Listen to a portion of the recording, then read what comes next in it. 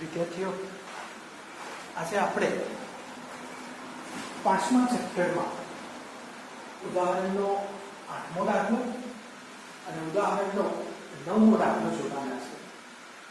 વિદ્યાર્થીઓ, આપણે ચુંબકીય ક્ષેત્રનો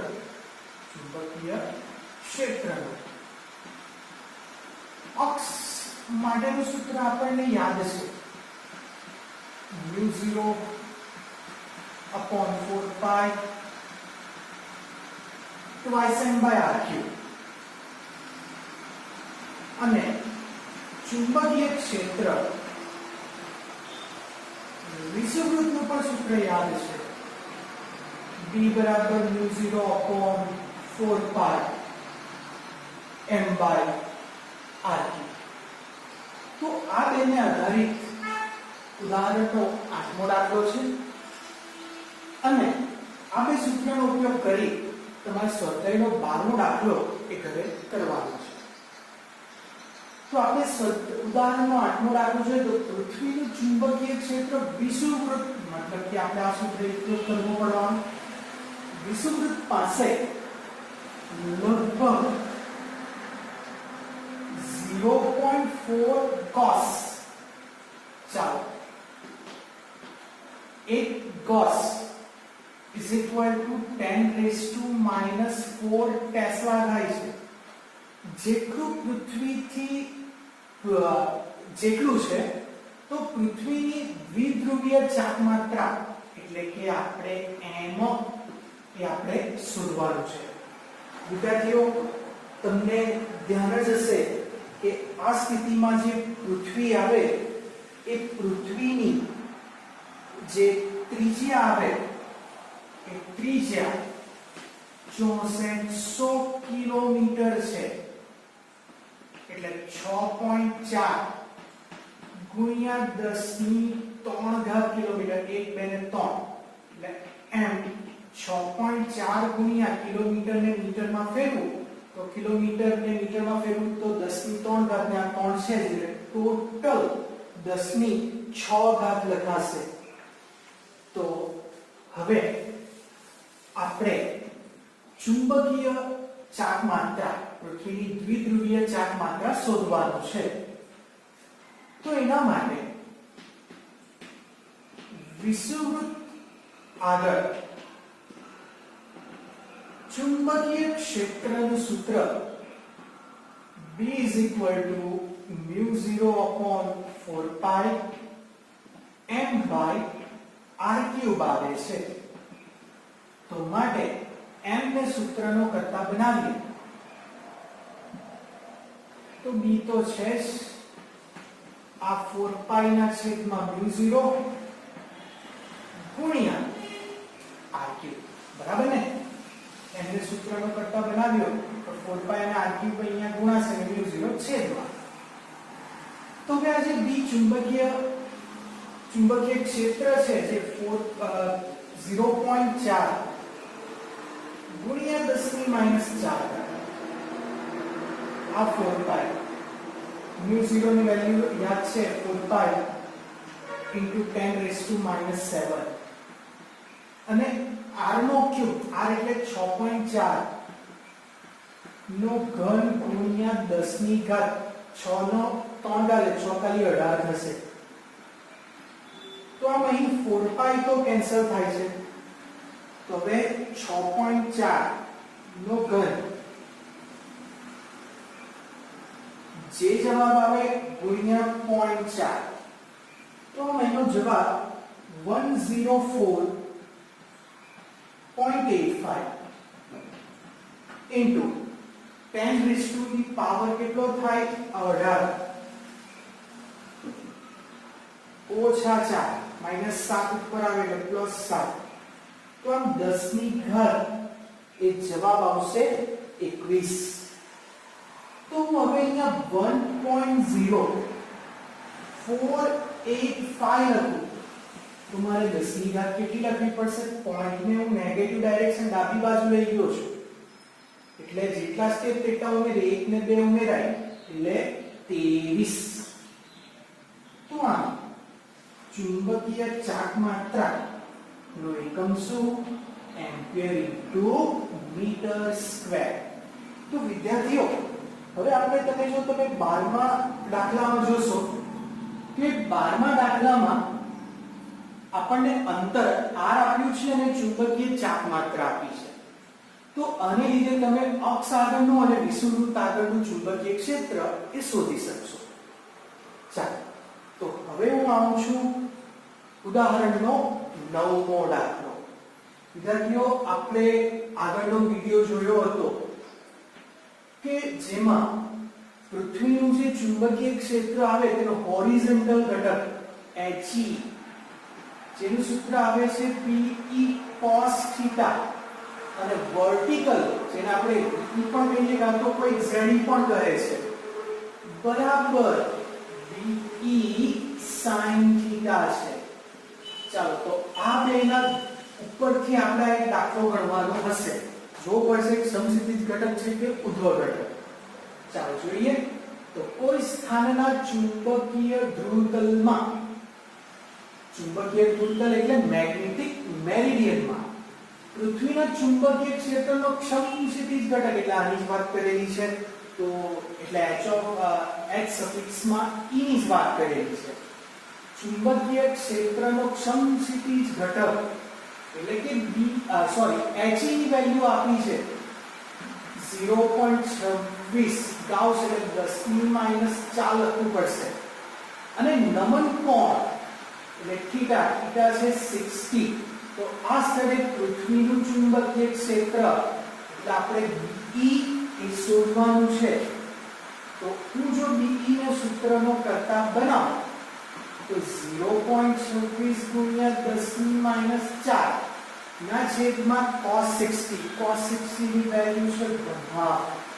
તો આમ 0.26 છેદનો છેદ અંશમાં જાય એટલે ગુણ્યા 2, તો એનો જવાબ આવશે 0.52 ગુણ્યા 10 - 4 ટેસ્લા. ચાલો, તો આ થઈ ગયું ચુંબકીય ક્ષેત્ર. ચાલો, તો આપણે આ જે દાખલો ગણ્યો છે એવો જ દાખલો છે સ્વાધ્યાયનો દાખલો નંબર 10 અને 11, જેમાં તમે આ જ રીતે શોધશો. કોઈકમાં He શોધવાનો આવશે તો કોઈકમાં Be શોધવાનો આવશે. આપણે રકમ જરા જોઈ લઈએ.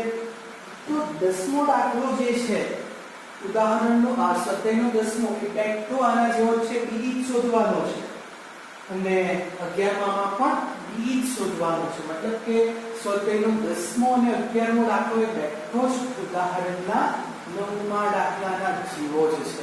તો તમે એ દાખલાને ગણી શકશો. તો આ રીતે આપણે આજે આ બે ટાઈપના અત્યાર સુધીમાં દાખલા જોયા.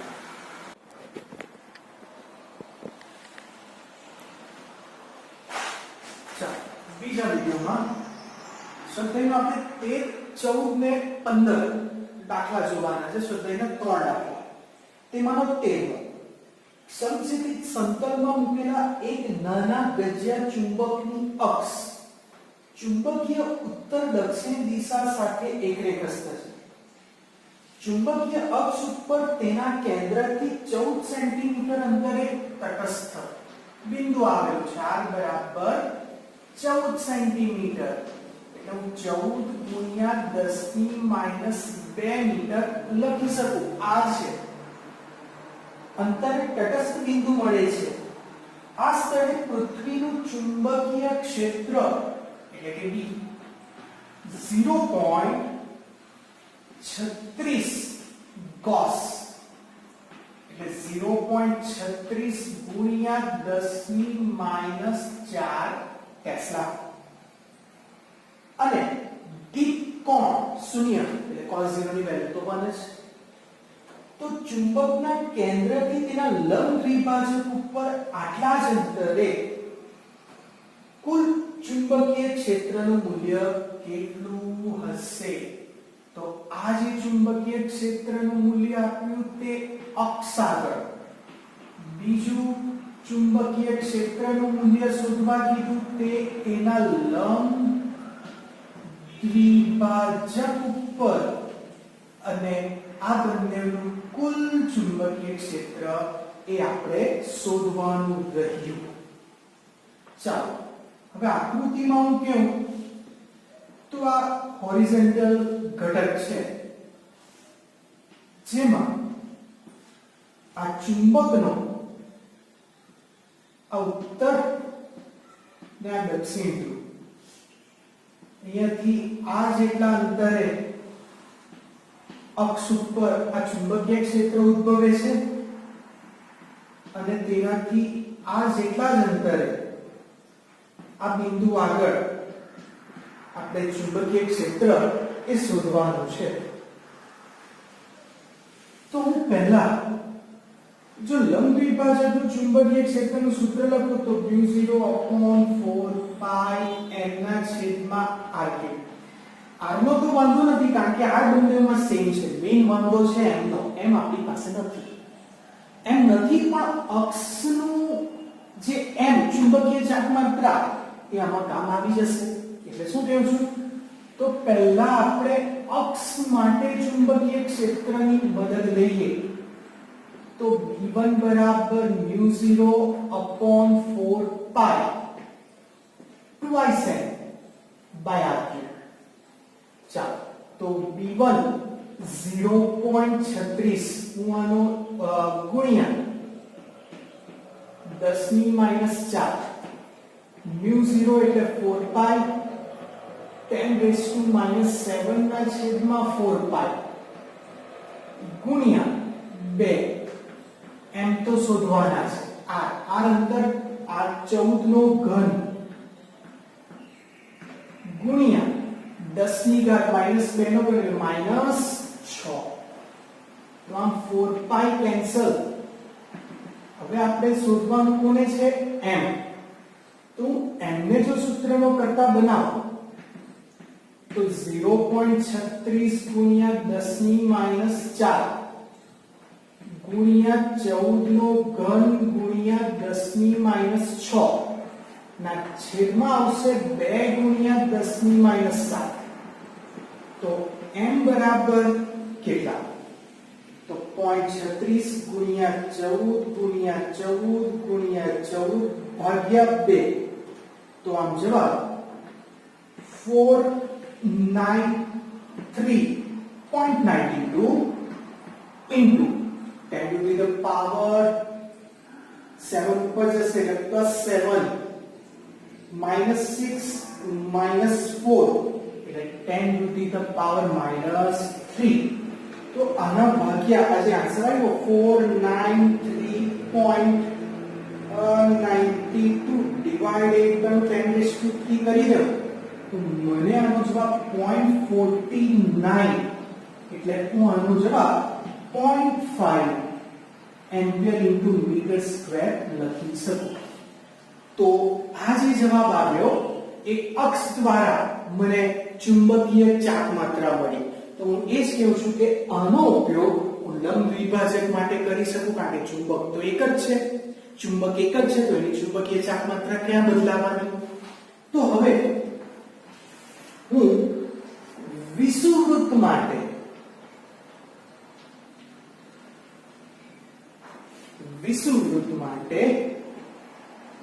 B2 બરાબર μ0/4π m/r3. μ0/4π એટલે હું એની જગ્યાએ 10⁻⁷ લખી શકું કારણ કે μ0 એટલે 4π 10⁻⁷. 4π કેન્સલ 10⁻⁷ જ બચશે. m શોધ્યો છે 0.5 અને r એ તો તે છે 14 ની ઘાત 3 ગુણ્યા 10⁻⁶. તો 0.5 ભાગ્યા 14 ભાગ્યા 14 ભાગ્યા 14 તો જવાબ આવશે 0.12301822 into 10⁻⁻1 આવશે. તો અહીંયા 1 2 ને 3 ખસેડો કેટલા ખસેડો 3 0 1 2 ને તો પોઈન્ટ અહીંયા આવશે એટલે પોઈન્ટ 18 લખું તો 10 ની ઘાત -4 ટેસ્લા ને હું 10⁻⁻4 ટેસ્લા એટલે 0.18 ગાઉસ લખી શકું. તો આમ મને અક્ષ આગળનું ચુંબકીય ક્ષેત્ર આપેલું હતું 0.36 ગાઉસ અને વિષુવવૃત્ત આગળનું મળ્યું છે 0.18 ગાઉસ. તો માટે કુલ ચુંબકીય ક્ષેત્ર કેટલું? તો B બરાબર B1 વત્તા B2 એટલે B1 0.36 વત્તા 0.18. તો આ કેલ્ક્યુલેશન 0.36 વત્તા 0.18 તો આપણને જવાબ ફાઇનલી મળશે 0.54 ગાઉસ. તો આ થઈ ગયું આપણું કુલ ચુંબકીય ક્ષેત્ર જે આપણે શોધવા માંગતા હતા. હવે દાખલો નંબર સ્વાધ્યાયનો 14મો.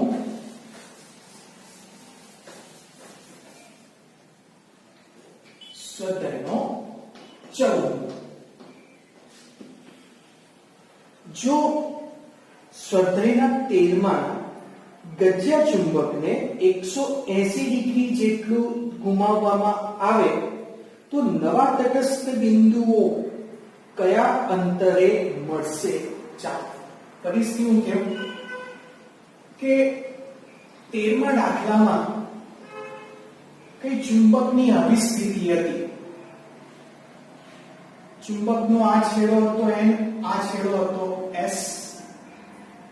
તો આ લંબ દ્વિભાજક આગળ જે આપણે B2 શોધ્યું હતું ત્યાં સમસ્થિતિજ ઘટક અને ચુંબકીય ક્ષેત્ર એ બંને એક જ દિશામાં હતા. જ્યારે હું એના અક્ષની વાત કરું તો અક્ષ આગળ સમસ્થિતિજ ઘટક તો એક દિશામાં રહેશે પણ ચુંબકીય ક્ષેત્ર કંઈક આવી રીતના હતું. હવે રકમ એમ કહે છે કે આ જે ચુંબક છે એ ચુંબકને તમે 180 ડિગ્રીએ ફેરવો. 180 ડિગ્રી એટલે x ની જગ્યાએ n આવી જશે અને n ની જગ્યાએ s આવી જશે. તો આ કન્ડિશનમાં આ h ને આ તરફ જતો રહેશે B2. બરાબર? મતલબ કે B1 અને B2 એક જ ડાયરેક્શનમાં એટલે તમે B1 બરાબર B2 લખશો આ સ્થિતિ આવે તો B1 એટલે કે અક્ષ આગળનું ચુંબકીય ક્ષેત્ર μ0/4π twice n by r અને B2 એટલે વિષુવવૃત્ત μ0/4π twice n m by r dash cube. તો μ0/4π તો કેન્સલ, સાથે સાથે mb કેન્સલ. તો માટે હું r dash નો ક્યુબ ને સૂત્રનો કરતા બનાવો તો r ક્યુબ બાય 2 આન્સર આવશે. કારણ કે આપણે શોધવાનું શું છે રકમમાં કીધું ખાસ જોજો. ઘુમાવવામાં આવે તો નવા તટસ્થ બિંદુ કેટલા અંતરે આપણને મળશે એટલે આપણે આ જે r ડેશ એ આપણે અહીંયા શોધવાનું રહ્યું છે. તો r ની વેલ્યુ તો આગળના રકમમાં ક્લિયર કટ કરેલી છે કે r ની વેલ્યુ અક્ષ આગળ એ 14 સેન્ટીમીટર છે. યાદ છે ને? કન્ટિન્યુઅસ છે ને? હા, યસ, r 14 સેન્ટીમીટર છે. તો માટે હવે હું r dash બરાબર r ને 2⁻⁴ લખી શકું કે r ક્યુબ હતો તો હું બંને બાજુ ઘનમૂળ કરી દીધું. તો આ જે r છે તેની વેલ્યુ છે 14 સેન્ટીમીટર. તો 2 નું ઘનમૂળ કેવું તમને આવડે છે? 2 લખવાનું પછી 2 વખત વર્ગમૂળ ગુણ્યા 2 વખત વર્ગમૂળ ગુણ્યા 4 ગુણ્યા 8 વખત 1 2 3 4 5 6 7 ને 8 અને છેલ્લે બરાબર લખીશ તો 2:1/3 નો મને આન્સર મળશે 1.26. તો આ r ડેશ જે તટસ્થ બિંદુ મળે છે એ 14 ભાગ્યા 1.26 એટલે 11.11 સેન્ટીમીટર. ચાલો, તો હવે તમારે આ રીતે સ્વાધ્યાયનો 13મો દાખલો અને 14મો દાખલો આપણે જે રીતના કર્યો એ જ રીતે સ્વાધ્યાયનો 15મો દાખલો તમારે જાતે કરવાનો છે. હવે સ્વાધ્યાયના 15મા દાખલામાં તમને ચુંબકીય ક્ષેત્રનું સૂત્ર મૂલ્ય આપેલું છે કે 5.25 ગુણ્યા 10⁻² જૂલ પર ટેસ્લા. બીજું આ જે વેલ્યુ આપી મારી ભૂલ થાય એ જે છે એ મેગ્નેટિક મોમેન્ટ છે અને કીધું છે કે એની જે ચુંબકીય ક્ષેત્ર છે એ 0.42 ગાઉસ છે. તો તમારે પહેલા અક્ષ માટેનું તટસ્થ બિંદુ એટલે કે R અને બીજું લંબ દ્વિભાજક માટેનું તટસ્થ બિંદુ એટલે કે R ડેશ એ તમારે શોધવાનું છે. અક્ષનું સૂત્ર તમને ધ્યાન છે કે B બરાબર μ0/4π twice m by r cube, જેમાં તમારે r cube શોધવાનું છે અને અહીં લંબ દ્વિભાજક માટે B બરાબર μ0/4π m ના છેદમાં r ડેશ ક્યુબ. તો તમારે અહીંયા r ડેશ શોધવાનો છે, બરાબર. તો B અને m ની વેલ્યુ તો આપી છે. μ0/4π એટલે 10⁻⁻⁷. તો આ રીતે તમે આ અક્ષ આગળ r ની વેલ્યુ અને લંબ દ્વિભાજક આગળ r ડેશ ની વેલ્યુ એ ઘનમૂળ કાઢતા એ તમે શોધી શકશો. તો આજના વિડિયોમાં તમારે મિનિમમ 5 જેવા દાખલાઓ એ હોમવર્કમાં કરવાના છે.